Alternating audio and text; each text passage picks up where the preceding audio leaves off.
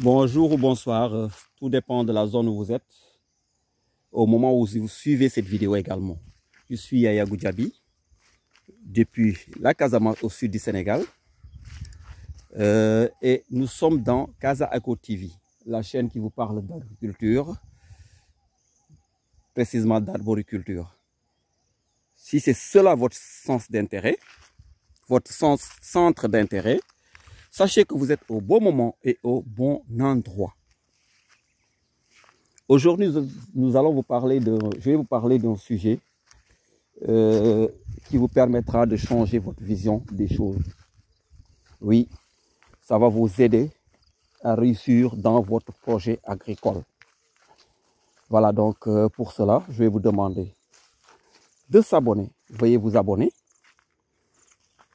et cliquez sur cette cloche de notification parce que je sais que d'autres sont intéressés et oublient souvent de le faire. Voilà, donc cliquez sur cette cloche qui vous permet d'être notifié à chaque fois que nous allons lancer de nouvelles vidéos.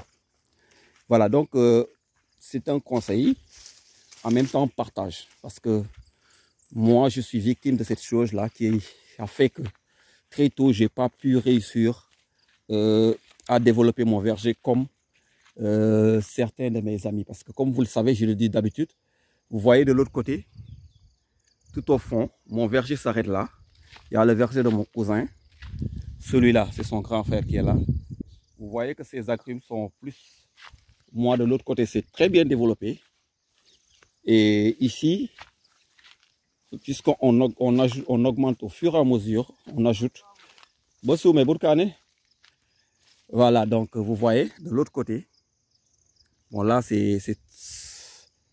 Vous voyez, moi, je prends souvent du fer et puis tout pour clôturer avec l'arachide que nous avons mis en bas.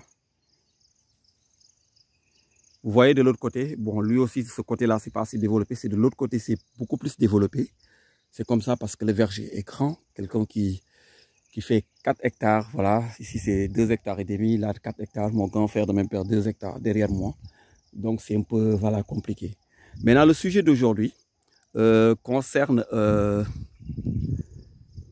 c'est juste pour vous éviter certaines choses. Et la chose, c'est quoi? Moi, c'est ce qui m'a empêché de développer très vite mon activité. C'est le fait d'avoir un plan B.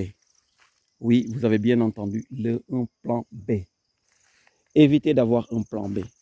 De quoi il s'agit? Qu'est-ce qu'on j'appelle un plan B? Le plan B, c'est, franchement, c'est des possibilités de revenus. Voilà, quand vous avez d'autres revenus quelque part, vous vous dites que moi, je n'ai pas, en tout cas, même si ça ne se développe pas maintenant, j'ai de quoi me nourrir, j'ai de quoi nourrir ma famille. Non, évitez d'avoir ce plan B là. Et dites-vous que votre objectif d'avoir, de réussir est beaucoup plus élevé. Voilà, est beaucoup plus élevé que le fait d'être un employé quelque part. Je vais être traité. Je ne veux pas rentrer dans ce sujet parce que j'ai beaucoup de sujets à traiter.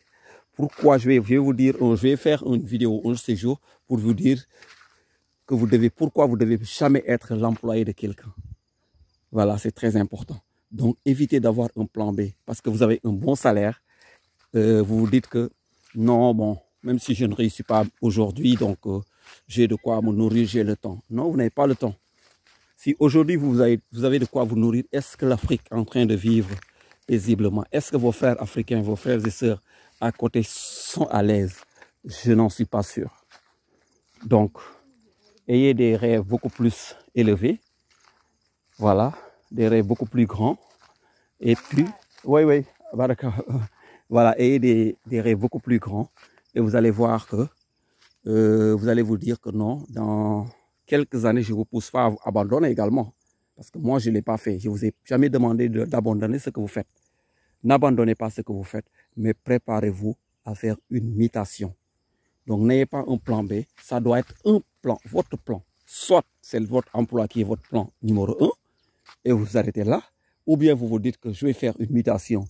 Dans 3 ans, je vais avoir un grand verger de telle sorte que je vais arrêter ce que je faisais. Je vais arrêter de travailler pour les autres et travailler pour moi-même.